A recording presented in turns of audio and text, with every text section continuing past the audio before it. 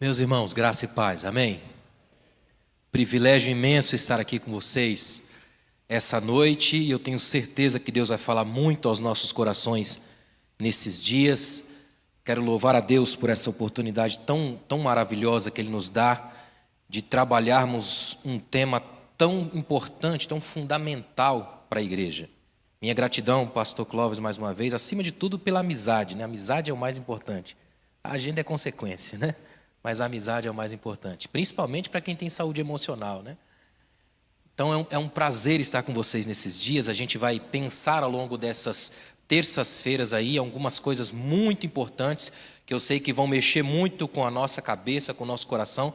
Então venha para cá já com o coração aberto, com a mente aberta para aprender. Amém, irmãos? Para a gente mexer em algumas coisas bem interessantes. Para quem não me conhece, eu sou pastor da IBNU, Batista das Nações Unidas. Eu sou mestre, tenho mestrado em teologia e estou terminando em ciências das religiões, trabalho com linguagens da religião. Análise do discurso, estética da recepção, semiótica das linguagens religiosas, esse tipo de coisa. E psicanalista, trabalho, de fato, com psicanálise, de uma orientação mais lacaniana, mas relaxem que eu não vou pirar, pelo menos vou tentar, né? E a gente vai conversar aqui esses dias sobre algo que é fundamental para a nossa constituição humana, psíquica, até espiritual, que é a saúde das nossas emoções. Para começar hoje, a gente vai começar nisso aqui, ó, aspectos fundamentais. E vamos lá em Eclesiastes. Abra sua Bíblia aí, por gentileza. Eclesiastes capítulo 7. Nós vamos ler um texto que vai dos versos 15 até o verso 22. Eclesiastes capítulo 7, do 15 ao 22. Toda vez que eu venho a esta igreja, eu sempre venho com alguém da minha família. Ou venho com a minha esposa ou meu filho. Como não deu para eles virem hoje, eu trouxe meu irmão, aquele cara bonitão que está ali, é meu irmão. Vocês vão perceber que houve um pouco mais de melanina em mim do que nele, mas é meu irmão. Amém? É o Lucas. Seja bem-vindo, Lucas. Eclesiastes 7, do 15 ao 22. Esse texto aí, irmãos, é um desses textos que a gente lê na Bíblia que desmontam a gente. Às vezes a gente passa rápido por esses textos, até porque Eclesiastes não é um texto que as pessoas costumam ler muito na igreja, acho que perturba, né?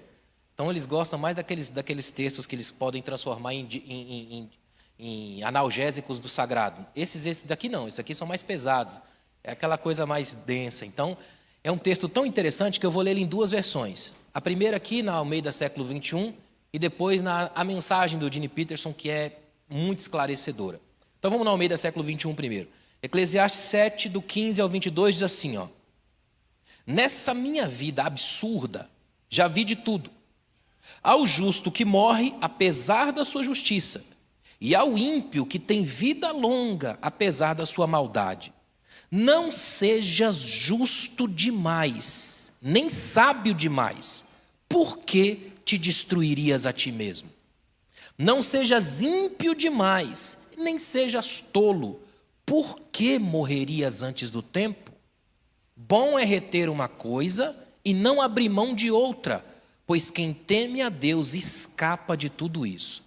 A sabedoria torna o sábio mais poderoso do que 10 governantes numa cidade.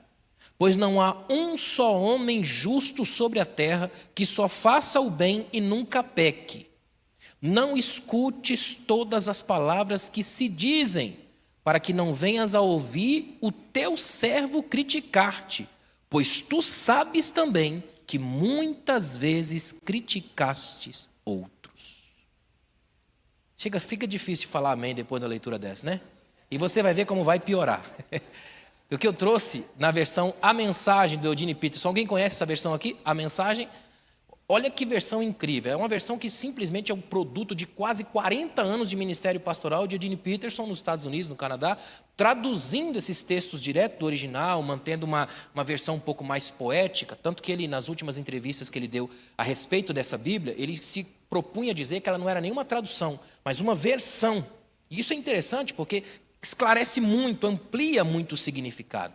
O mesmo texto que eu li, Eclesiastes 7, do 15 ao 22, na versão do Peterson diz assim, ó: já vi de tudo nessa minha vida curta e sem sentido. Uma pessoa que só fazia o bem morrer de repente, e um traste de gente que respira maldade viver até dizer chega. Portanto, cuidado com os extremos. Muita sabedoria e excessiva bondade só trarão dificuldades, mas tome cuidado. tanto a insensatez quanto a maldade só trazem infelicidade. Não morra antes da idade. Olha que frase. É bom não radicalizar e ter equilíbrio. Quem teme a Deus evita extremos, porque vê os dois lados da moeda. A sabedoria dá mais força a um sábio que 10 homens fortes a uma cidade.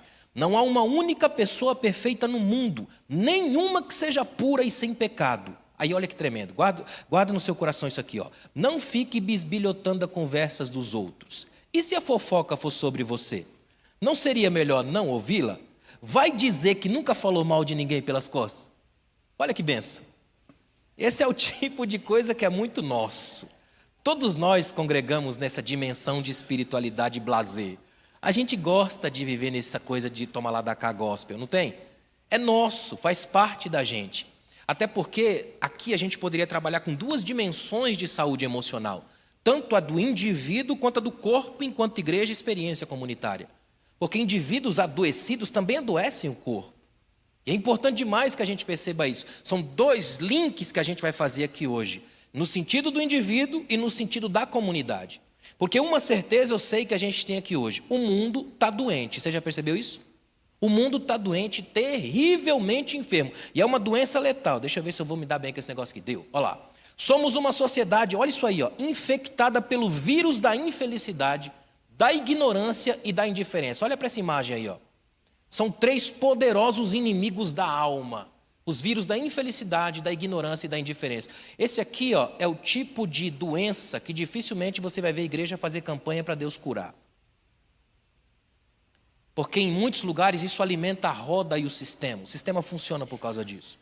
Por causa das máscaras que a gente se acostuma a usar, por causa de frases que a gente usa apenas no meio evangeliquez, como se fosse quase uma espécie de segunda língua, o idioma que se fala por trás da máscara da hipocrisia. Essas coisas machucam as próprias comunicações da gente. As relações se tornam afetadas por esse tipo de coisa. Olha como é séria essa imagem aí, ó. Somos uma sociedade infectada pelos vírus da infelicidade, da ignorância e da indiferença. E, sinceramente, desses 3, a indiferença talvez seja o pior de todos. Porque a indiferença, você vê o próprio Deus reclamar disso com Israel. Quando Deus olha para Israel e diz, vocês não viraram o rosto para mim, eles viraram as costas. Ou seja, vocês me trataram com indiferença. Seria mais ou menos o oposto do amor. O oposto do amor não é o ódio, é a indiferença. Essa coisa de olhar para o outro e tratá-lo como se fosse menos do que gente. Nós estamos vivendo hoje o que alguns pesquisadores chamam de abundância vazia. É uma expressão estranha, mas é interessante. A Joan Chittister disse uma vez assim, ó, vez por outra, as pessoas são assaltadas por um estado de espírito em que o suficiente nunca é o suficiente. É verdade. Recentemente alguém pichou no muro lá em Goiânia. Felicidade é pouco, o que eu quero não tem nome. Imagina. Felicidade é pouco, o que eu quero não tem nome. Se Jesus chegasse agora para você e fizesse a pergunta que ele fez no Novo Testamento, o que você responderia? O que queres que te faça? Pensa numa pergunta difícil da gente responder no século 21. Porque a gente quer tudo e ao mesmo tempo não quer nada. Já viu essa cena aqui, ó? Na frente do closet, 712 ternos, diz, não tem nada para vestir. Não é estranho? A gente vive da abundância vazia. A gente tem muito, mas pouco do que a gente tem de fato é pertencimento. Daí vem tédio, posse sem desejo. Eu tenho, mas eu não sinto que quero. Eu até quero, mas eu não sei se posso. É aquela sensação de eu quero, pego, mastigo, mas não quero engolir. Essa sensação vai crescente o tempo todo. Daí que eu fico tão apaixonado pela posse, pelo possuir, que eu me torno alguém que abocanha realidades que não me pertencem o tempo todo. Nesse nível, eu não me relaciono com você enquanto indivíduo. Eu me relaciono com você enquanto possibilidade. Se você pode me dar alguma coisa, se você pode abrir uma porta para mim. É aqui que eu caso meu filho com a sua filha, não porque eles se amam, mas porque você pode abrir portas lá na frente. É quase uma prostituição de luxo. Quando a gente faz isso, a gente esvazia conteúdos e deixa de ser gente. E isso afeta diretamente essa coisa em nós que se chama de alma, que quando toca na pele, arranha a alma. Está dando para entender, gente? Em todas as direções, o que a gente percebe hoje é uma espécie de sufocamento existencial, uma asfixia dos sonhos, o que eu chamo de paralisia da alma. Quer ver isso aqui? Ó? Eu coloquei uma ideia aqui, ó. Dá uma olhada aqui. Ó. Somos a geração do Gaio invertido. Para quem não lê Bíblia aí, Gaio É um indivíduo que aparece lá no terceira epístola de João, um presbítero da igreja, uma bênção, um cara crente demais. Aí João abre dizendo para ele assim, amado Gaio, eu desejo que todas as tuas coisas te vão tão bem, quanto tão bem vai a tua alma. Olha que coisa, é um dos elogios mais bonitos da fraseologia bíblica no Novo Testamento. Só que nós hoje conseguimos estragar isso. A gente é a geração do gaio invertido. As nossas coisas até vão bem, mas a alma, não é? Tem gente que fala assim, como é que está seu filho? Está muito bem, passou em Harvard, o cara ele já comprou uma casa nos Anéis de Saturno, num condomínio novo que abriu lá agora. Mas ele é cristão? Não, desviou uns tempo atrás aí, mas isso aí, ele está bem. As coisas vão bem, mas a alma... É aquele pastor, aquele líder que tudo vai bem para ele na liderança, a igreja dele cresce, o sistema que ele está trabalhando é fantástico, tudo que ele toma como decisão flui bem. Mas quando ele chega em casa, que ele tira a gravata, que ele entra no quarto, ele desmonta. É aquele casal que entra na igreja como o casal, mãos dadas, até o perfume combina, ele com a gravata rosa, porque ela está de vestido rosa. Você olha e fala, que lindo. Até entrar no carro para voltar para casa. Se ela bater a porta do carro, ele chega e xinga ela de todos os xingamentos gospel que você imaginar. Eu estou falando porque eu ministro muito em eventos de casais nesse Brasil, já vi isso acontecer muito.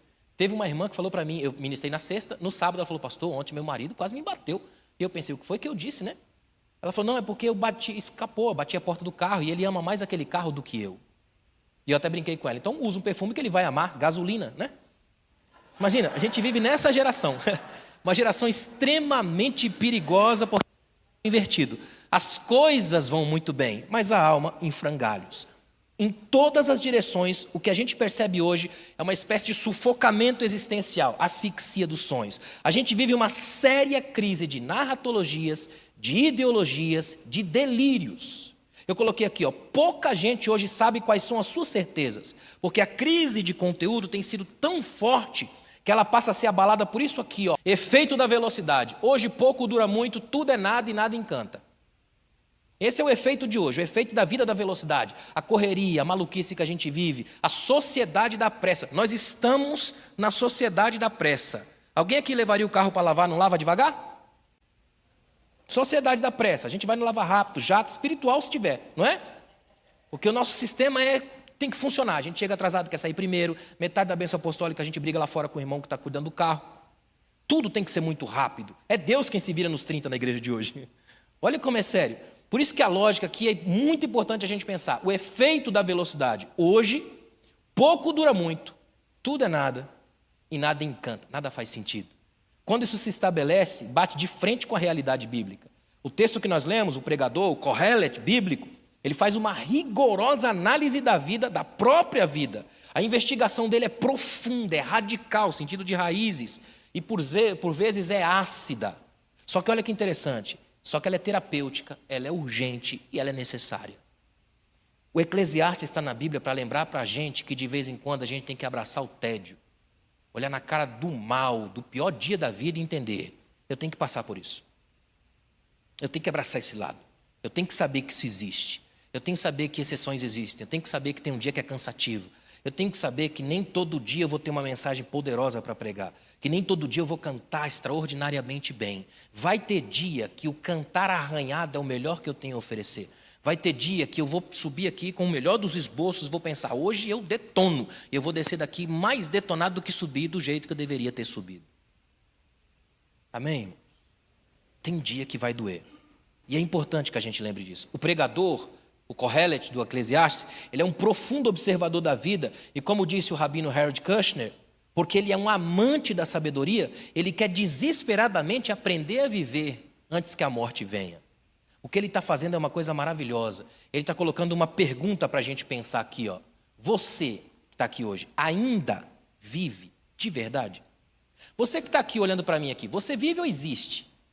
Tem uma diferença imensa aí. Por exemplo, esse copo de água é uma existência. Existe, mas tem vida aqui? Essa é a diferença. Você vive ou existe? Ou é um nome entre rótulos, uma data entre agendas? Alguém que nasceu entre a primeira data, que não tem muita consciência, e a última, que não tem qualquer presciência. Espremida entre duas datas do calendário. Entre duas estações, uma que você chegou e a outra que vão te levar.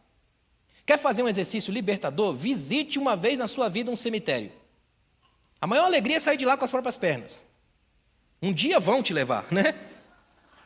Imagina você sair de lá com as próprias pernas e dizer, graças a Deus, estou saindo, né? Tem um cemitério na França que tem uma placa bem na frente. Nós que aqui estamos, por vós aguardamos. Imagina, você já atravessa a rua, né? É ruim, dá um negócio esquisito. Mas a ideia é, quando você entender que isso que você está vivendo, de fato é vida, começa a mudar o foco e a leitura que você faz da história. Existe uma expressão que a gente usa um pouco na psicanálise que eu acho maravilhosa, hiperpresença. Quem tem hiperpresença? Geralmente quem está em estado terminal de alguma doença. Porque aí começa a valorizar os pequenos espetáculos da vida que a gente banaliza porque a gente acha que tem saúde demais. Hiperpresença é gente que daria qualquer coisa para poder se levantar da cama e atravessar uma rua. Hiperpresença é gente que faria qualquer coisa para poder tomar um sorvete com a filha, para poder abraçar alguém, poder chegar perto. Quer ver? Rebobina a sua vida só um pouquinho e volta alguns meses atrás, quando a gente estava todo mundo no culto de máscara. Pensa na angústia pregar para crente de máscara. Não é? Fala se a gente não tinha vontade de abraçar os irmãos. A gente até falava, ô irmãos, a gente vai voltar a se abraçar. Voltou mesmo? Ou só abraça quando aqueles pregadores falam, vire para o seu irmão. Não tem uma coreografia gospel em algumas igrejas? Vire para o seu irmão. Tem uma que eu acho maravilhosa. Vire para o seu irmão e profetize. É um negócio estranho, né? Porque você tem um Deus, um profeta e o povo. Se todo mundo está profetizando, logo todo mundo é profeta. Se todo mundo é profeta, assumimos com o povo de Deus. Olha que negócio maluco, né? Mas olha que interessante, quando a gente para pensar no fato de estar aqui, como família, como igreja, como indivíduos, como gente, homens e mulheres de Deus, vivendo a experiência comunitária, abraçando, estando juntos, participando da vida uns dos outros, o que a gente tem é mais do que a existência de uma igreja como prédios na geografia de uma cidade. A gente tem vida. E essa vida extravasa para além disso aqui, ó. Quer matar uma igreja? Não é fechar as portas dela. É ela permanecer viva e ativa nesse sentido. Mas sem nada de existência profunda, significado. Sem poder abraçar, sem poder tocar, sem compartilhar um da vida do outro. O que ela tem é só a palavra vida. Ela não tem a essência dela. Então ela está morta nos seus delitos e nos seus pecados. Olha como é sério isso. O pregador percebe que a vida não respeita certas lógicas. Eu acho tremendo, eu vou usar as expressões do Peterson, ele diz assim, ó, já vi de tudo nessa minha vida curta e sem sentido, uma pessoa que só fazia o bem morrer de repente e um traste de gente que respira maldade viver até dizer chega. O que ele está dizendo é que não tem uma regra, mas tem algumas exceções. E as exceções não inutilizam a regra. Olha que interessante, ó. Contudo, o alerta é esse aqui, ó. Fique atento às exceções. Elas também compõem a existência e a gente precisa aprender a lidar com elas. Ou seja, nem tudo se estabelece como lógica. Não é porque a gente, por exemplo, é crente, está aqui ministrando, que a gente é perfeito. O que eu estou falando aqui, literalmente, é um ferido tentando lidar com feridos. Essa mensagem que eu ministro não vai deixar de ser menos mensagem quando eu deixar de ser eu. Ela permanece mensagem. Por isso, se amanhã eu tiver caído, detonado, não diga, oh, não valeu nada aquela mensagem. Muito pelo contrário, ela é sempre maior do que eu. Por isso eu não prego para vocês, mas para mim e para minha família. Amém, irmãos? Percebe como é sério?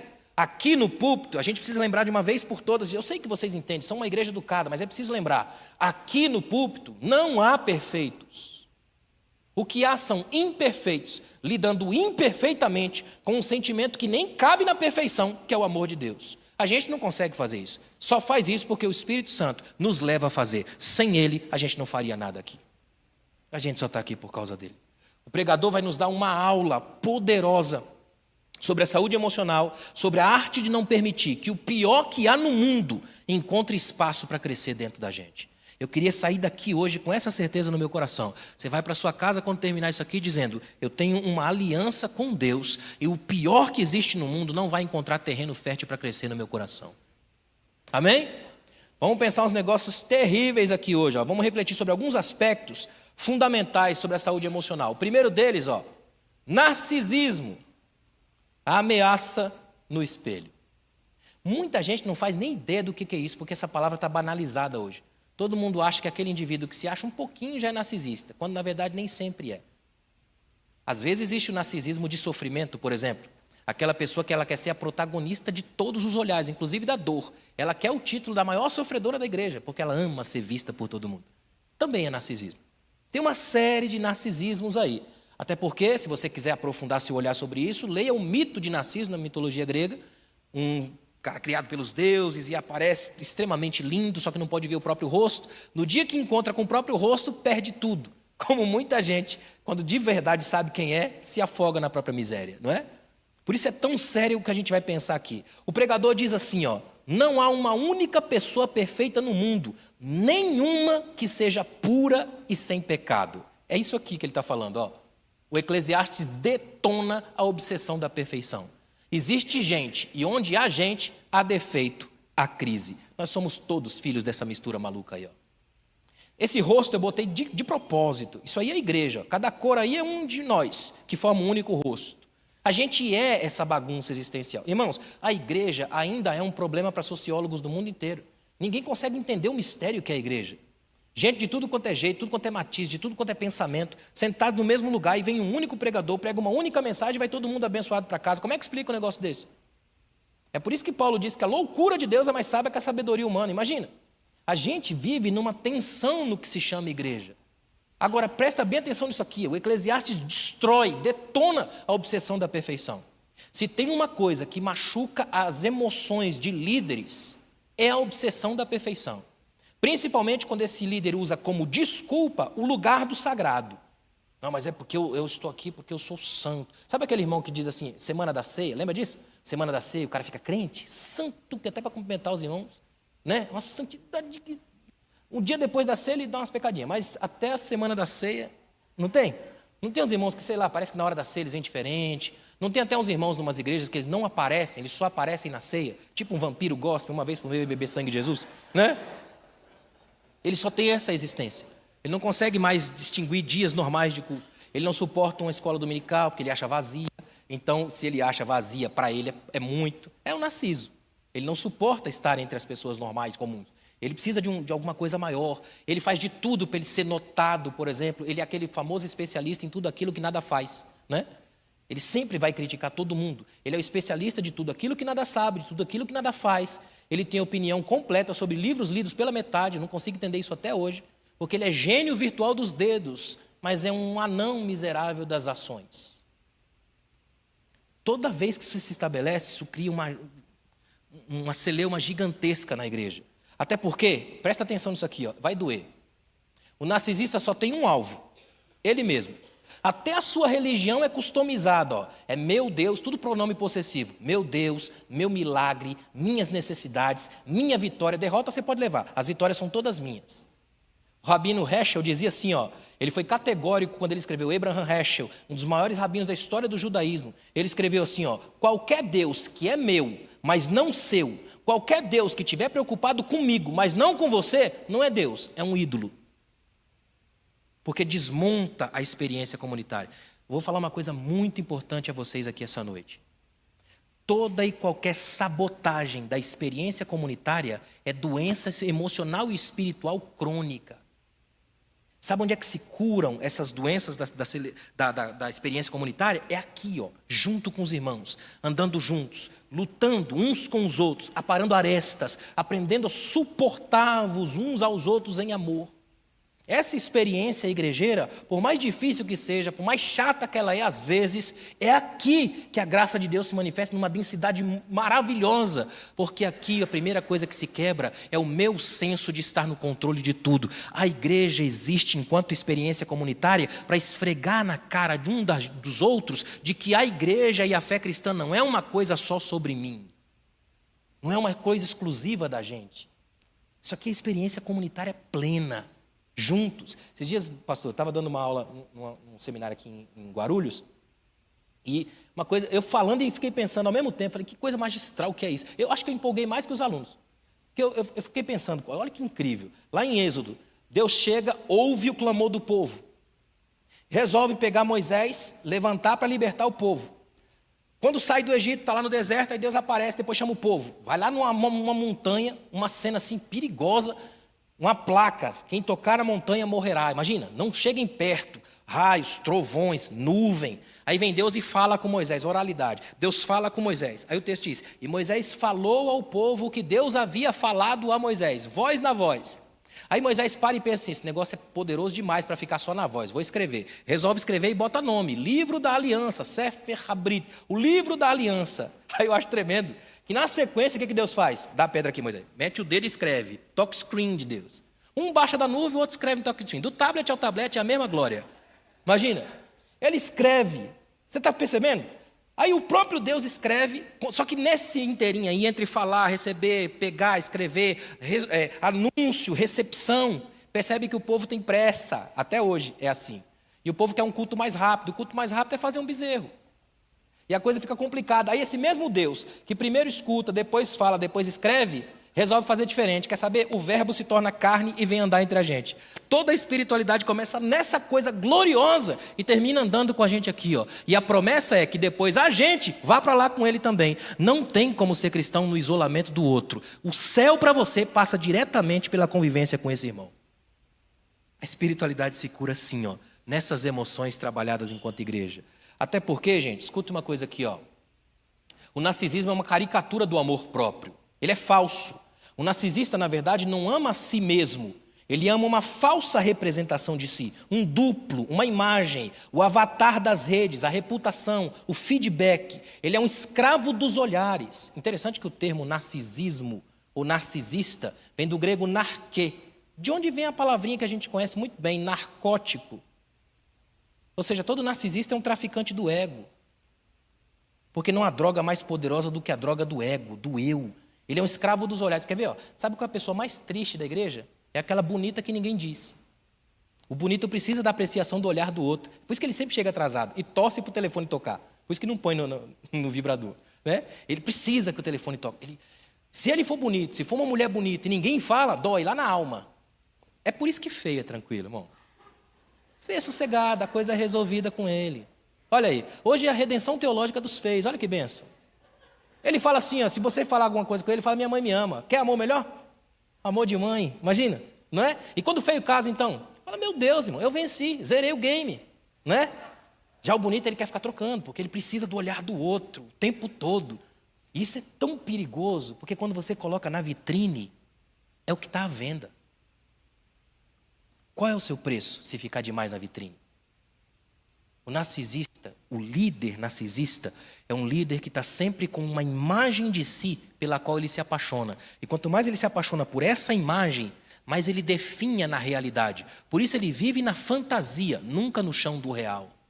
Olha como é sério isso. É por isso que ele acha que ele é o maior pregador do mundo. Mesmo que quando ele suba na igreja, ninguém gosta de ouvir. Não é? É perigoso isso. Conta-se que tinha um casal de irmãos, bem velhinhos, líderes já de igreja, durante muitos anos, casados, e eles não tinham nenhum segredo entre eles, a não ser uma caixa, que ela guardava embaixo da cama, durante mais de 50 anos de casado. Aí um dia ela sai de casa para fazer alguma coisa e o marido, vencido pela curiosidade, que a curiosidade vem com a gente desde o Éden, né? Ele resolveu entrar lá debaixo da cama, pegou a caixinha, abriu e viu mais ou menos uns $2.000, uns 4 ovos, fechou a caixa e deixou lá. Falou, que bobagem, deve ser uma coisa dela, né? E ficou sentadinho lá esperando ela chegar para pedir perdão, coisa de crente. Quando ela chega, ele diz, olha, meu amor, eu tenho que pedir perdão para você. Você tem uma caixa aí que você guarda, eu nunca falei nada, nunca peguei, mas como você nunca me falou, aí eu fui vencido pela curiosidade, todos esses anos, eu abri lá e eu vi, você me perdoa? Aí ela abraçou ele, falou, quer saber, isso é uma bobagem minha, já devia ter te contado isso há muito tempo. Aí ficou, depois de conversar, aquela coisa toda, ele parou e disse assim, está tudo resolvido, você me perdoou? Perdoei. Então você pode me dizer o que tem lá? Explicar? Porque eu olhei lá, eu vi uns $2.000 e uns 4 ovos. Ela falou, na verdade é assim, a gente está casado há mais de 50 anos, mais de 50 anos de ministério e tudo mais. Ao longo desse tempo, todas as vezes que você pregou um sermão ruim, eu botei um ovo na caixa. Aí ele começou. Rapaz, preguei demais. Mais de 50 anos de ministério. 4 ovos, eu preguei muito. Mas ele tem que perguntar, né? O que são os $2.000? Ela falou, sempre que chegava uma dúzia, eu vendia. Irmão. As esposas de líderes estão aqui essa noite. Vai ficar rica vendendo ovo? Ou você gosta de ouvir esse homem que está do seu lado aí? Não responde não, guarda para você. Sabe o que é o problema? Quando você é viciado em si mesmo, o vício em si mesmo é tão perigoso porque ele joga a gente naquilo que um psicanalista chamado Mauro Mendes Dias disse que é a condição de alienação. O narciso imóvel, parado, olhando para a água, com o olhar paralisado, fascinado pela própria imagem, paralisante, por isso mortífera. Ou seja, quando eu me paraliso olhando só para aquilo que é a verdade que eu criei de mim, não a verdade existencial minha, eu morro naquilo que eu inventei para mim. É como assassinar a si mesmo, uma espécie de suicídio, na base da fantasia, nenhuma conexão com o chão da realidade. Por isso que o narcisista, olha aqui, ele carece de uma redenção da personalidade. Todo mundo que é crente aqui sabe o que é essa imagem aí, né? Quem é esse irmão aí? Pois é. Só que para Sansão chegar nesse dia aqui, ele teve que passar por uma varoa chamada Dalila. Já ouviu falar? Se você pegar aqueles dicionários de teologia mais ou menos, meia boca, vai estar lá, Dalila, desejo. Só que isso é metade da verdade. Porque Dalila vem do acadiano dal, empobrecimento. Agora, linka as duas coisas, dal e o Dalila em si, o termo hebraico, o acadiano e o hebraico, a raiz dá empobrecimento, desejo.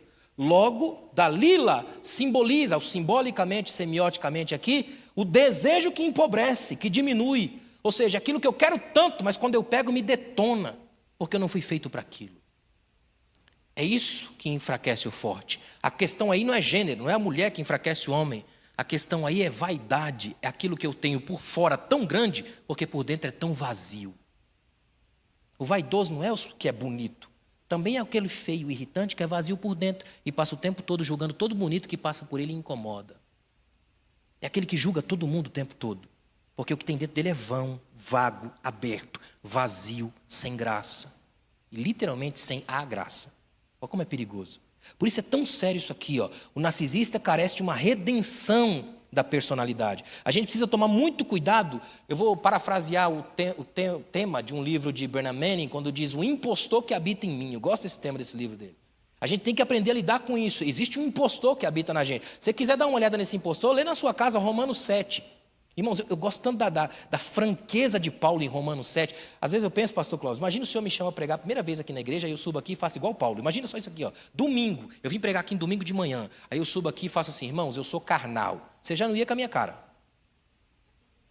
A gente gosta de pregador que mente. Fala, eu sou espiritual. Eu estava no hotel ali orando, o cara estava dormindo, eu estava orando. A gente fala, esse é tremendo. Arrepiei aqui, pastor. Paulo não. Paulo fala assim, eu sou carnal. Imagina. Irmãos, graça e paz, amém, eu sou carnal. E eu vou piorar, eu sou vendido como escravo ao pecado. Sabe o bem que eu quero, desejo? Eu não faço. E o mal que eu não quero, eu faço. Está lá em Paulo. Você me levaria para jantar? Ah, levaria, porque a gente é parceiro no mal. E é assim que a gente é. Pode observar o quanto que Jesus chega aqui e arruma 12 discípulos, tudo pecadores. Então, uma coleção de pecadores. E o número aumenta, que a gente tem bastante aqui essa noite, não é? A gente é parte disso. Eu acho legal o Lutero, quando ele vai se batizar nas águas, ele diz, eu achei que houvesse matado o velho homem afogado nas águas batismais. Qual não foi minha surpresa ao descobrir que ele sabe nadar? A gente trabalha com isso. Paulo joga isso para a gente. Sabe qual é o antídoto bíblico contra isso? Lembra daquela seta ali? Toda vez que ela aparecer, lembre das exceções. Qual é o antídoto bíblico contra o narcisismo? É a humildade, a virtude que nos tira do centro do palco. É aqui que a gente entende a verdade profunda disso. Sair do centro do palco é literalmente humildade. Pó, chão, terra. É gente que aprende que aqui na igreja, essas estruturas narcísicas caem por terra. Porque o que se movimenta aqui é o fortalecimento da parceria, da unidade, do outro. Isso liberta a gente. Amém, irmãos? Deu para entender até aqui? Porque vai dar uma piorada tão abençoada agora. Olha o 2. Glória a Deus. Redes sociais, olha aí. A indústria das ilusões. Parênteses. Não precisa sair correndo e apagar suas redes. Aliás, sigam-me. Quem me segue nem sempre andará em trevas. Amém, irmãos? A gente pode usar, a gente pode, só não precisa ser doido, né? Não precisa, relaxa. Uma das palavras-chave da fé cristã é equilíbrio. Dá para a gente fazer, não precisa fazer com as redes sociais que a gente fez com a praia, né? Deu para o diabo. Não precisa. A gente pode fazer uma coisa boa com tudo aquilo que nos vier à mão, sim ou não? Experiência e instrumento. O pregador diz assim, no texto que nós lemos, quem teme a Deus evita extremos, porque vê os dois lados da moeda. Olha que tremendo. Na verdade, é isso aqui, olha que bonito. Uma das bases fundamentais da saúde emocional é o equilíbrio. Essa palavra aqui serve para tudo, para a vida. Equilíbrio é fundamental para viver. Sem equilíbrio, irmãos, um cristão desequilibrado, ele é um contra-testemunho da própria fé. Por isso é tão sério o que eu estou dizendo a vocês aqui. Guardem isso. Equilíbrio, uma das bases fundamentais da saúde emocional é o equilíbrio. E nós somos uma sociedade rica em informação, mas miserável em sabedoria. Sobram para a gente aplausos de plástico, falsos sorrisos, ou seja, a máscara nunca fez tanto sentido, não é? Tanto que a indústria das redes sociais, que é a indústria mais lucrativa da história da humanidade, promoveu uma revolução gradativa. Ela tornou eu e você o produto. É isso aqui, ó. Nós somos o produto. Quem aqui já assistiu aquele documentário Dilema das Redes? Tem que assistir. Chega a dar um desespero. Nós somos o produto. Há uma frase nesse documentário que é devastadora. O cara diz isso aqui, ó. As únicas indústrias que tratam seus consumidores como usuários são as drogas e as redes sociais. Você que está aqui, super crente, olha, eu nunca usei drogas. Se tem rede social, já pode tirar essa frase. Eu sou usuário de Instagram, né? Imagina, olha como é sério isso aqui. Ó. A gente, por incrível que pareça, não percebe o quanto a gente já está enroscado nisso tudo. Há líderes completamente escravizados pelas redes sociais. Eu fiz até questão de colocar um deles aqui. Ó. Olha aí, são zumbis eclesiásticos. Olha que lindo. Eles são dirigidos, manipulados e sequestrados na subjetividade. É uma espécie de gadarenização, né, existencial. Somos muitos. Tem muitos dentro dele, de modo que ele não consegue crescer. É uma espécie de nova possessão. Agimos, compramos, gritamos o que eles querem, não mais o que nós escolhemos. É como se nós estivéssemos mais no desespero do que no controle das próprias emoções. Olha como é sério isso. Por isso que é tão perigoso a gente não entender essa verdade aqui, ó, de gente que passa o tempo todo literalmente zumbizado pelos esquemas. Ultimamente tem crescido uma coisa em algumas igrejas que sinaliza para isso. Tem igreja que você vai, e como eu viajo muito, eu posso dizer com propriedade. Tem igreja que você vai, que o sistema de mídia, é bom que cresça cada vez mais. Pelo amor de Deus, entendo aqui, eu não estou criticando o sistema de mídia da igreja. Eu amo os midianitas da nossa igreja, o povo que trabalha na mídia. Mas olha, às vezes tem igreja que você vai, que você está ali ó, no clima, adorando a Deus. Quando você abre o olho, irmão, tem 25 câmeras em cima de você, uma embaixo, outra por cima, drone. Você fala, misericórdia. Você levanta a mão, pensa que é assalto. Não é, é o irmão filmando você. Nem respeita o seu momento ali. Aí já tem os malandros, os narcisistas do primeiro grupo, que já sabem. Então, quando está chegando a câmera, ele já faz aquela pose. E tem crente que é ator, ele chora, irmão, chora. Põe a mão, glorifica. Ele estava dormindo, irmão. A gente é malandro, irmão. Não é de hoje, é ou não é? Olha que coisa angustiante. Pastor, eu vou voltar, né, nas outras textos? Graças a Deus. Que vai piorar. Olha aqui, ó. A gente está vivendo hoje uma estranha ironia teológica, ó. Pescadores de almas enroscados nas redes do mundo. Quem diria? E olha que lá na Bíblia tem, deixando as redes o seguiram. Era para a gente fazer isso de novo, né? Em alguns lugares. Olha aí, ó. Pescadores de almas enroscados nas redes do mundo. Um pensador recentemente estava refletindo sobre essa perspectiva que eu estou falando, assustadora. E ele escreveu isso aqui, ó. As pessoas não atendem mais o telefone. Manda um zap. Cruzar olhares no elevador incomoda. Ficar algum tempo sem passar o dedo na tela é uma tortura. Informação sem afeto, conversa sem voz, conexão sem presença. Desencarnação humana, revés de Jesus. E aí ele pergunta, a gente virou diabo? Olha como é sério. A desencarnação é mortal na experiência teológica. Se o nosso Deus encarna, quem somos nós para desencarnar? Já viu aquele crente que, por causa do efeito pós-pandemia, ele gostou tanto de assistir em casa que ele nunca mais pisou em igreja nenhuma? Não é? E aí ele tem uma relação com a fé igual a relação de quem assiste MasterChef, sonha, baba, mas não come. Porque ele está lá na casa, ele não tem isso aqui, ó, esse final de culto. O final de culto é a melhor coisa do mundo, irmão, não é? A gente se abraça, a gente, né, pisa no pé do irmão, não é lindo? Faz parte do pacote. Algumas pessoas estão desencarnadas, não conseguem conviver com ninguém. É aquele irmão que ele chega na igreja tão doente da alma, que a última coisa que ele quer é que alguém se aproxime. Só que como é do inconsciente, ele faz de tudo para que alguém se aproxime, porque ele precisa, só que ele não admite. Então ele fica nesse clima, é tão complicado. Olha isso aqui, ó. Qual que é o antídoto bíblico para isso aí, ó? O antídoto bíblico contra as enfermidades das redes sociais está na meditação nas Escrituras. Salmo 1, simples. Interesse na família. Porque não adianta nada você estar lá na casa, aquela mesa, todo mundo comendo, mas ninguém se fala. Até para passar o sal é pelo zap.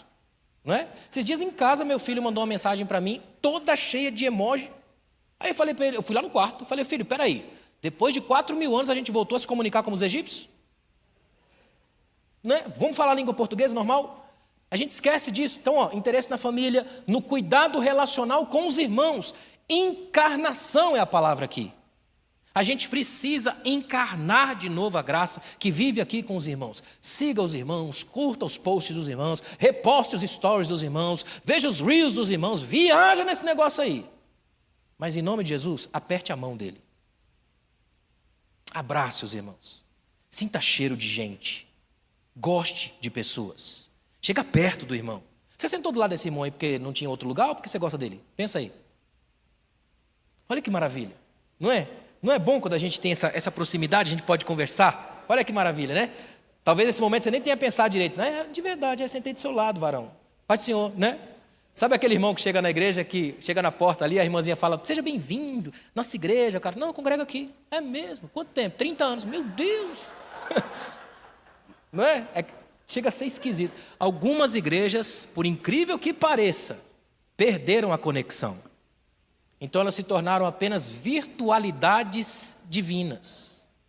Eu vou dizer uma coisa extraordinária para você. Olha bem para mim aqui, ó. Eu acho tão tremendo que Deus começa a criar lá no Gênesis, aí Deus cria uma coisa e viu Deus que era bom. É artista puro. Ele para e deleita no que criou. Tem umas que são tão bons que o texto diz, e viu Deus que era muito bom. Lembra disso? E viu Deus que era bom. Aí Deus vai lá, desce, conversa entre ele. Vamos fazer o homem? Vamos. A nossa imagem e semelhança? Bora. Aí Deus desce, faz o homem, dá uma olhada em volta, quando volta para ele diz, não é bom. É a primeira coisa que o olho de Deus notou como não sendo bom. Ele é sagrado, ele tem imagem e semelhança, mas não é divino. Porque ele fala, mas não tem com quem conversar. É o ente isolado mais solitário de todos os tempos. Ele tem Deus acima dele, ele tem coisas ao lado, mas nesse sentido de humanidade não tem ninguém. O que Deus faz? Faz ele dormir, faz a mulher, dá para ele e agora sim é bom, porque agora tem com quem dividir o espaço da vida. É por isso que o samaritano é bom em Lucas 10, porque o sacerdote está sozinho e vai embora, o levita sozinho vai embora, o sacerdote desce, aproxima, pega o rapaz, põe na montaria, leva, trata e cuida, por isso que é bom. O outro só é sagrado, mas não é divino. Quem é bom? Aquele que se aproxima de alguém, rompe distâncias, mas não deixa morrer. A igreja é lugar de gente que só é boa se estiver perto de alguém. Tudo que você sabe, prega ou canta só é fundamental se for para o outro, não para a gente. Isso é saúde emocional da igreja, porque nos liberta da tentação de viver só para a gente. Amém até aqui? Bom, vencidas as redes sociais, olha isso aí, ó. A maldição do excesso é a trágica perda do foco. Eu acho interessante quando o pregador diz isso aqui, ó, cuidado com os extremos. Irmão, o crente extremista, o nome já diz. O meu pastor Luiz Saião costuma dizer assim, que se lá no islamismo tem xiita, o cristianismo tem xaato. O nosso extremismo vem daí, né? Os extremistas gospel, eles têm também essa coisa aí, ó, a maldição do excesso. Tudo que é em excesso é perigoso. Até o abraço em excesso é perigoso. Fala a verdade, você abraça o irmão no final do culto. É um abraço abençoado, não é? Desde que dure pouco. Começa a durar demais, você já... Pô, irmão, afasta aí, né? Ou você gosta do irmão que quase dança com você no final do culto? Não é? Você cumprimenta o irmão, segura demais na sua mão, das duas uma. Ou vai pedir alguma coisa ou é perigoso, não é? Todo excesso é perigoso. Você come demais, dá o quê? Obesidade. Come de menos, anorexia. Come errado, dá problema, não é? Tudo que a gente faz demais é perigoso. Todo excesso é perigoso. E se tem alguém na Bíblia que entendia de excesso, era justamente o irmão Salomão. Só a esposa, imagina. Como é que conseguiu sobreviver a 1000 sogras? Excesso. Todo excesso é perigoso. A maldição do excesso é a trágica perda do foco. Olha que interessante, ó. Salomão vai colocar isso aqui para a gente, ó. Quem vive nos extremos corre o sério risco de perder a alma. O que é isso? É não conhecer o chão da paciência, da maturidade, das coisas que acontecem devagar. Tem gente que vive tanto de excessos que ele passa a achar que a vida é um passeio no parque. Ele esquece da responsabilidade, da convivência, aí ele sai por tudo quanto é lugar, ele vive a 1000 por hora, com a sensação de que ele pode fazer o que ele quiser. Um escritor chamado Leandro Demore escreveu isso aqui, ó. Quando você rola na lama com um porco, só quem se diverte é o porco. Imagina, você se suja todo, não tem diversão. O excesso é perigoso. E há muita gente na igreja alimentado pelo excesso. Quando um líder é apaixonado pelos excessos, pelos extremos, ele machuca todo mundo. Porque ele cria uma doença da megalomania. Aí é perigoso demais. Quer ver uma coisa que eu amo nas igrejas, que eu vou? Quando eu tenho que entrar, por exemplo, com um pastor, ou sair com um pastor pela igreja, e ele passa, e é difícil sair ou chegar com ele. Porque ele cumprimenta todo mundo, abraça, pega a criança no colo, conversa com o irmão tal, e eu tenho que esperar, ou tenho que entrar junto dele.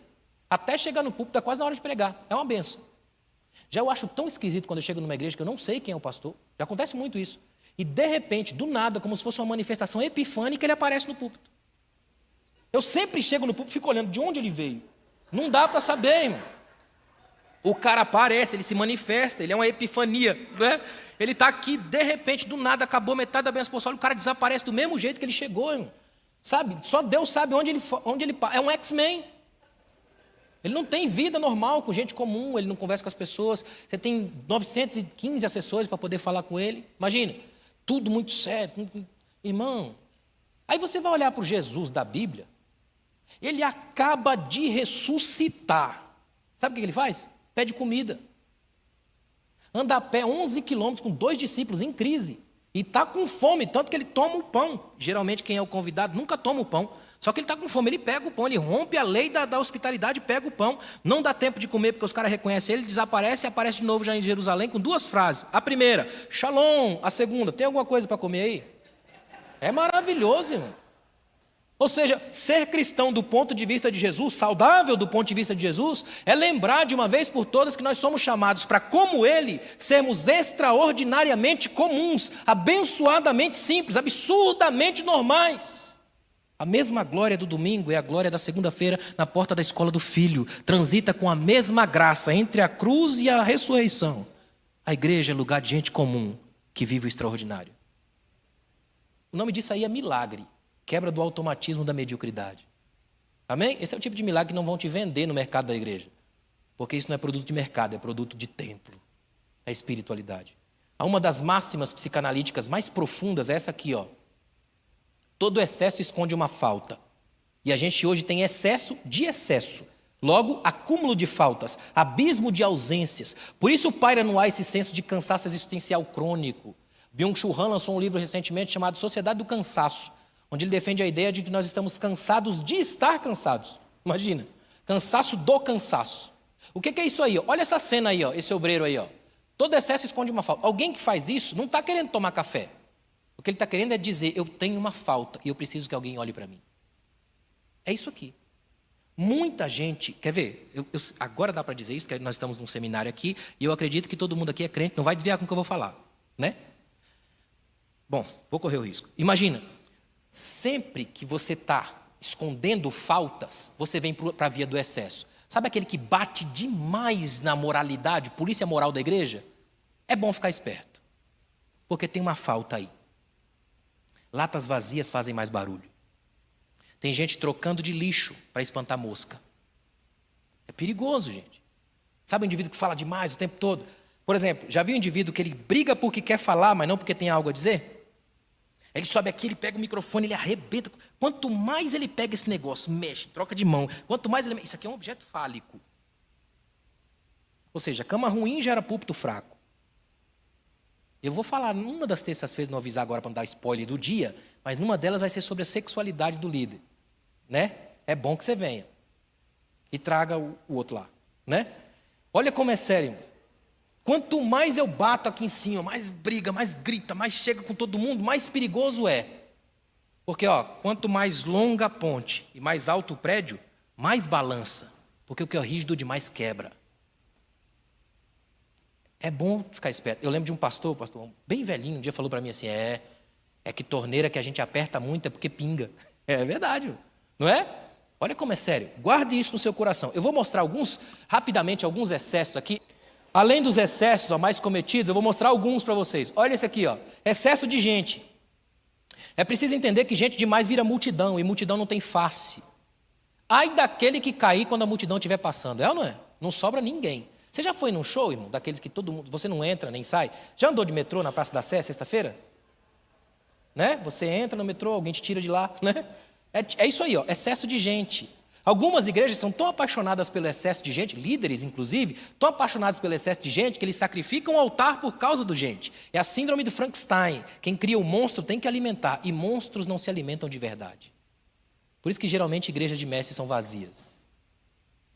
Não é? Porque animadores de auditório precisam disso. Eles criam uma espécie de retroalimentação pecaminosa. Eu dou à multidão o que ela quer porque ela me usa para o seu prazer. E nesse usar e usar um ao outro, o que temos aqui é uma doença crônica da máfia religiosa. Perigoso demais, excesso de gente. Eu acho interessante que Jesus chama 12, ele é Deus, passa a noite inteira orando, chama 12, dos 12 tira 3, dos 3 tira 1. Imagina. Ainda vai avisar, onde estiverem 2 ou 3 reunidos no meu nome, eu vou estar no meio. Tem crente na igreja, se não tiver 2 ou 3 mil, ele nem vai. Não é? Ele é aquela coisa, comigo tem que ser, vamos para cima, nós vamos conquistar o mundo. Não tem uns crentes pink cérebro? Você vai fazer amanhã, vou conquistar o mundo. Tem uns crentes assim, eles vivem querendo conquistar o mundo. Para quê, irmãos? Nem Jesus fez isso. Ele chamou a gente para pregar o evangelho até os confins da terra, não pegar os confins da terra. Não tem uns crentes assaltantes que quer roubar o mundo? Não precisa, irmão. Por isso que tem tanta gente que não consegue ser feliz e saudável, porque colocaram para si uma mochila que Jesus não levou. Olha como é sério. Cuidado com o excesso de gente. Outro excesso aí, ó, excesso de consumo, vai vendo. Olha a situação do obreiro ali, ó. Dinheiro tem que ser servo, nunca senhor. No dia que o dinheiro for o seu senhor, você está morto. John Wesley disse assim, ó, eu posso apagar o sol se colocar uma moeda bem perto do olho. Não é? Olha como é sério. Toma cuidado com isso. Até porque os judeus, na cultura judaica, dificilmente colocam nome nas coisas. O brasileiro põe nome no carro, judeu não. Judeu só dá nome se tiver personalidade. Aí Jesus chamou o dinheiro de nome, mamon. E a palavra é fantástica, ela é aramaica, da mesma raiz da palavra amém. É Jesus dizendo, cuidado, você pode construir um altar no seu coração, no qual o amém será dado para o dinheiro. E sinceramente, irmãos, o nosso Deus não é um Deus contrário à riqueza, muito pelo contrário. Jesus disse assim, ó, não ajunteis tesouros na terra. Jesus não disse, não ajunteis tesouros da terra.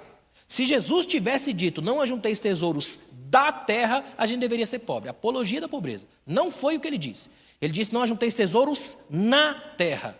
Na lógica de Jesus, o problema não é o tesouro, é o lugar. Porque onde estiver o seu tesouro, ali estará o seu coração.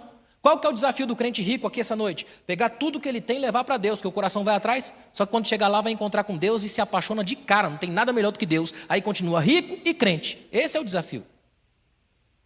O problema do rico crente é que ele é mais chato que o rico não crente. Porque ele acha que porque ele é rico e crente, no final ele vai conseguir conquistar uma vaguinha no céu. É tipo o jovem rico. O que eu tenho que fazer, né, Senhor? Dá para parcelar no cartão?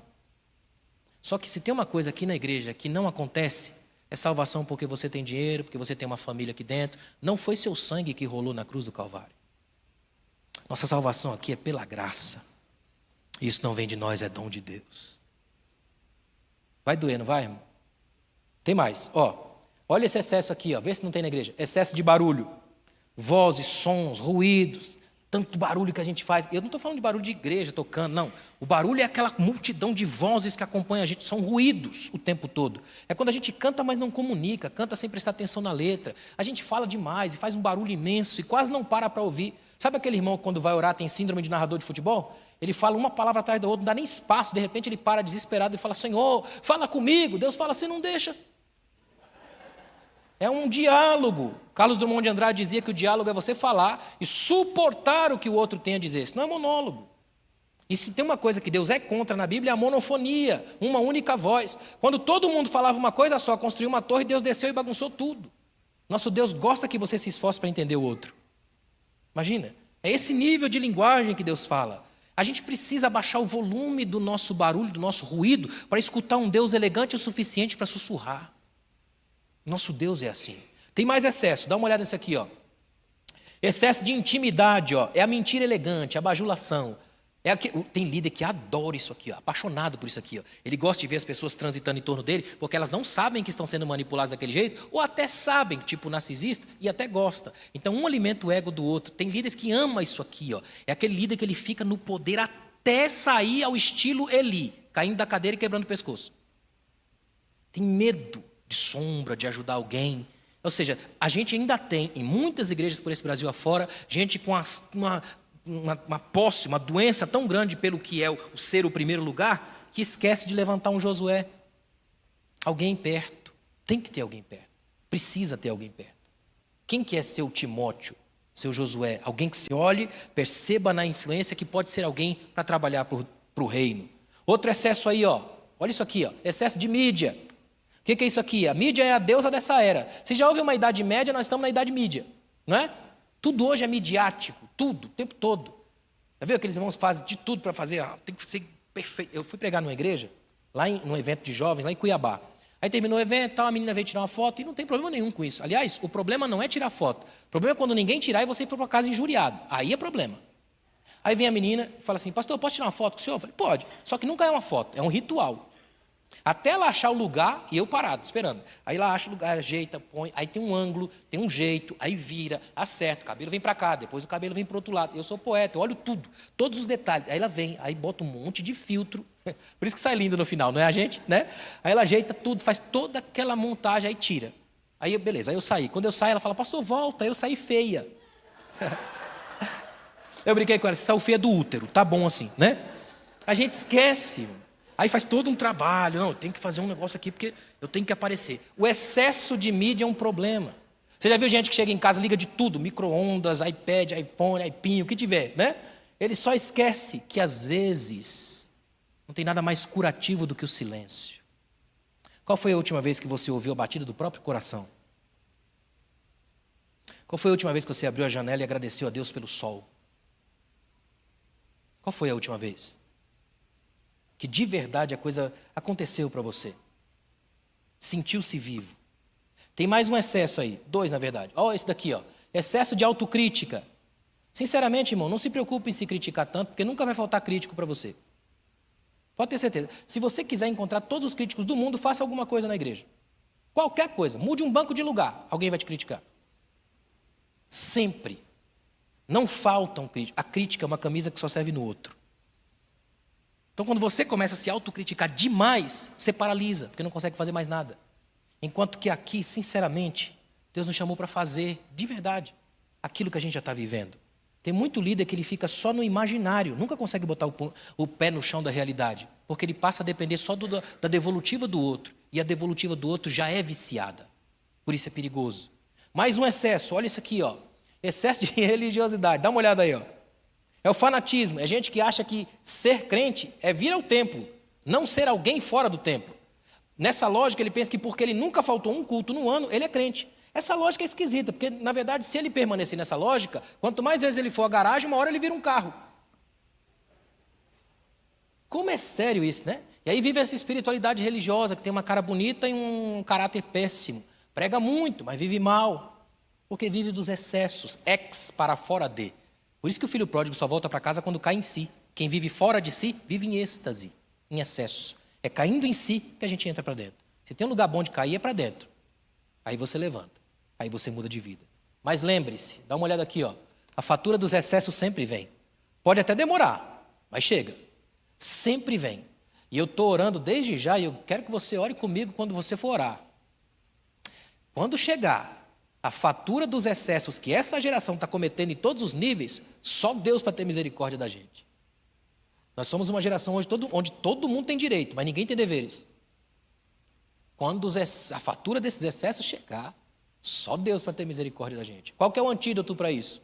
O antídoto bíblico contra os excessos e extremos é a firmeza das bases. O sermão da montanha, imagina, lírios, pássaros, árvores, uma teologia da criação inteira, que grita para mim todos os dias que eu tenho um Deus detalhista o suficiente para me permitir ficar no detalhe, não no excesso. Um Deus que me abençoa nas pequenas coisas. Amém, irmãos? Quem me dá mais 10 minutos? Dá, 1 hora. Ó, 4, dá uma olhada aqui, ó. Curando a alma, que é para a gente fechar. Curando a alma. Ô, irmão, fala a verdade aqui, ó. Qual foi a última vez que você teve vontade de fazer isso que esse povo está fazendo aí, ó? Dançar. De verdade. No estacionamento da igreja, por exemplo. Vai ficar mais legal ainda. Imagina. De ter alegria, de ser a leveza da coisa. Eu sei que alguns de nós não tem esse pé de valsa todo, mas dá para dançar na alma, não dá? A celebração, a alegria. Uma coisa que me encantava na época da pandemia da máscara, é que alguns irmãos realmente sabiam sorrir com os olhos. Você lembra disso? Você conhece algum que fazia isso? Você olhava para ele, você sabia que estava rindo, irmão. Já tem outro que você, é tipo Lia na Bíblia, os olhos eram tristes, né? Angustiante, aquela coisa vazia, você sabia, amém, Deus foi bom te conhecer, varão. Né? Quase que a gente viu uma estrelinha e uma cruz. Como é sério quando a gente aprende a ter essa liberdade, essa leveza. Eu queria terminar aqui hoje curando a alma. Amém? Quer ver uma coisa interessante? O pregador coloca assim, ó, não morra antes da idade. Olha que frase. Eu coloquei isso aqui, ó. É preciso coragem, a sabedoria do coração para morrer no tempo certo. Não morra antes da hora. Sabe o que é morrer antes da hora? É aquela pessoa dar uma gargalhada gostosa do seu lado e isso ferir seus ouvidos. Sabe o que é morrer antes da hora?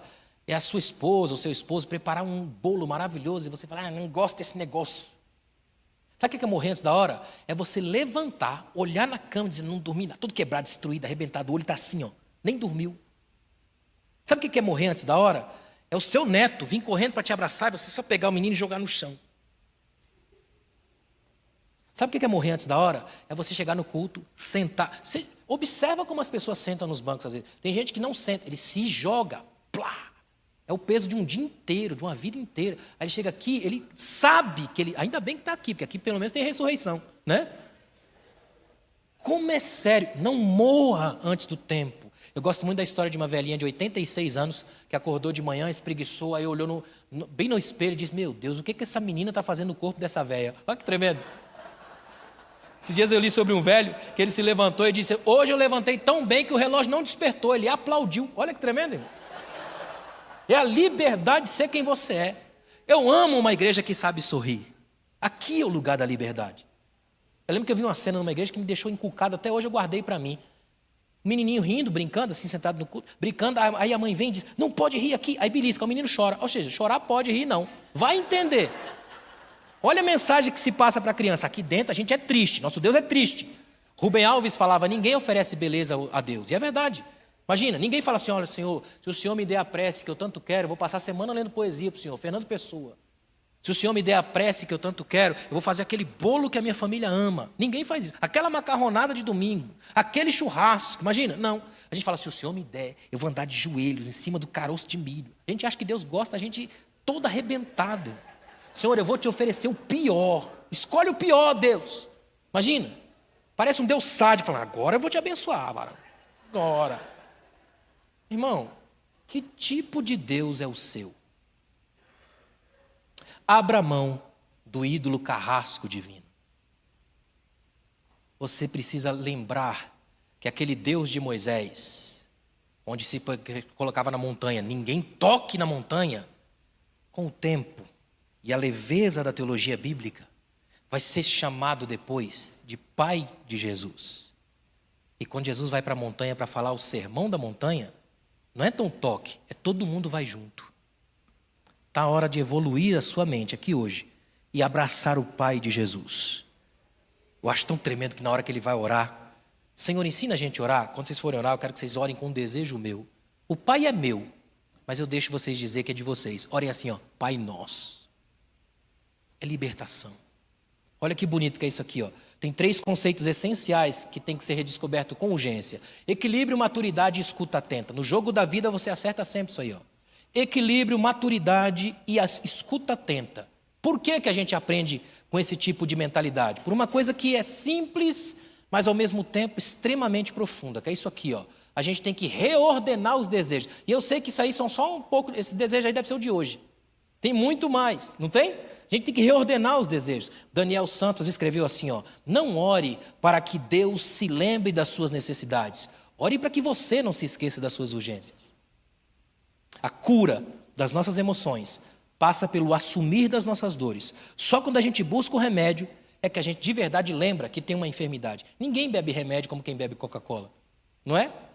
É lembrar disso. Todos, olha isso aqui, ó. Todos precisamos de cura. Todos precisamos do Pai. Na Bíblia, Jesus elogia as crianças, não porque elas mantêm uma inocência espiritual, que aí a gente vai ficando adulto e acaba perdendo. Não. Para Jesus, a gente deve ser como as crianças, porque elas não têm vergonha de correr para os braços do Pai quando precisa. Saia daqui hoje com isso. Um líder emocionalmente doente é um perigo, porque ele pode se tornar potencialmente viral. Mas um líder emocionalmente curado é um alívio, é um descanso na loucura, é um refrigério nesses tempos de caos. Amém? Fica de pé, por favor. Eu quero orar com você, e nessa oração eu queria te fazer um convite. Eu queria que você orasse de um modo diferente aqui hoje. Eu queria que você orasse, antes de qualquer coisa, em gratidão a Deus. Pode ser? Você tem alguma coisa para agradecer a Deus? Se não tem, vai uma listinha rápida aí. Primeiro, você está vivo. Só de você piscar os olhos e as pálpebras fazerem uma lubrificação natural das córneas, você não fica cego. É uma benção. O leproso perde isso. Bacilo de Hansen mata as tensões nervosas. Ele não pisca, por isso fica cego. Coração aí, bombeando sangue. Os neurônios fazendo todas as conexões de modo que você entende o que eu falo. Mais do que isso, você está perto de gente aqui, ó, pastores que se preocupam com a igreja e trazem conteúdo para a igreja. É muito bom. Hein? Agradeça a Deus pelo milagre de estar aqui hoje. O nosso Deus é o Deus de todas as provisões, inclusive provisão de presença. Amém? Obrigado, Senhor. A palavra essa noite é de gratidão, Senhor, gratidão plena por tudo que o Senhor é e faz nas nossas vidas. Obrigado por essa oportunidade tão bonita, Senhor, tão poderosa que o Senhor nos concede. Da gente poder pensar, refletir, raciocinar, de algum modo exortar, criticar, provocar. Mas eu sei, Senhor, que cada verbo desse conjugado na vida faz com que a nossa linguagem seja transformada. Que a gente saia daqui essa noite para viver uma novidade de vida, uma espiritualidade plena. Porque te experimenta na vida, Senhor. Nas fúrias do cotidiano, como Ele é. Que saia daqui hoje líderes, homens e mulheres tocados pela Tua graça. Que são curados dos excessos, que são curados de toda essa paranoia, essa neurose que se espalha por tudo quanto é lugar, Pai. Que o pior que há no mundo não encontre espaço nem terra fértil no coração de ninguém aqui. Melhores pais, melhores mães, melhores filhos, melhores filhas, melhores maridos, melhores mulheres. A cidade precisa de uma igreja saudável, porque a cidade está doente. Que o Teu Espírito continue falando poderosamente, porque Ele não tem os limites que eu tenho. Obrigado, Senhor, por essa noite. Em nome de Jesus. Amém.